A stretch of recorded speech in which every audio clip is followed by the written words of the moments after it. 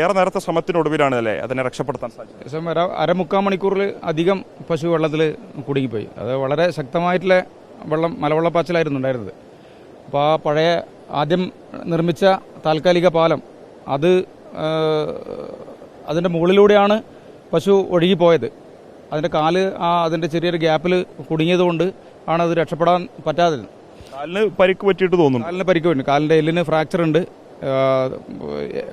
ഇറച്ചിയും തൊലിയും കംപ്ലീറ്റ് പോയിട്ട് എല്ല് പുറത്തേക്ക് പൊട്ടിയ രീതിയിൽ കാണുന്നുണ്ട്.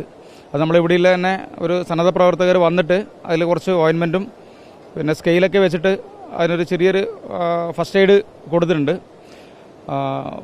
അനിമൽ ഡോക്ടർ പുഴയെ സംബന്ധിച്ച് ഒരു പക്ഷേ ഉരുൾപൊട്ടലുണ്ടായതിനു ശേഷം ഇത്രയധികം ശക്തമായ കുത്തൊഴുക്ക് പുഴയിൽ ഉണ്ടായിട്ടില്ല എന്ന് തോന്നുന്നു. ഇല്ല, ഇത് ആദ്യമായിട്ടാണ്. അതിനുശേഷം ആദ്യമായിട്ടാണ് ഇത്രയും കുത്തൊഴുക്ക് വരുന്നത്. ജലനിരപ്പ് ഉയർന്നു വളരെ പെട്ടെന്നായിരുന്നു.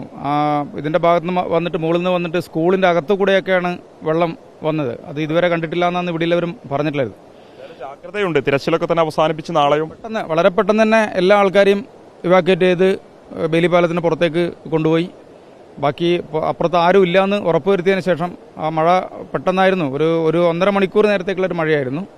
അപ്പോൾ ഒരു മണിക്കൂർ കഴിയുന്ന സമയത്ത് തന്നെ ജലനിരപ്പ് ഉയർന്നുകൊണ്ട് വരികയായിരുന്നു.